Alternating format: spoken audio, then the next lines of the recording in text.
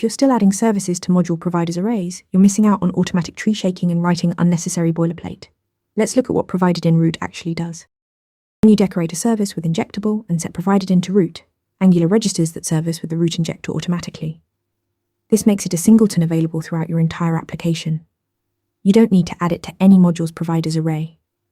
One instance exists for the whole app, and every component or service that injects it gets that same instance. This is the most common pattern for shared services like authentication, logging, or API clients.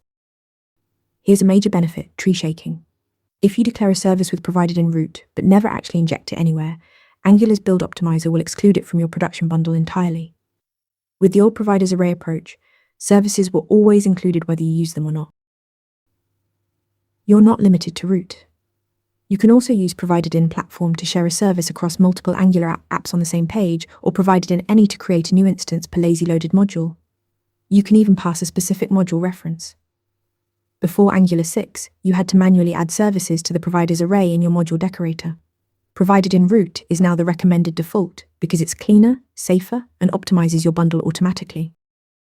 Bottom line, providedIn root makes your service a singleton, registers it automatically, and enables tree shaking. It's been the best practice since Angular 6. Practice more Angular questions on Interview Mentor. Ready to practice for your next interview? Interview Mentor lets you answer real questions just like this one. After each answer, you get a detailed grade and personalized tips to improve.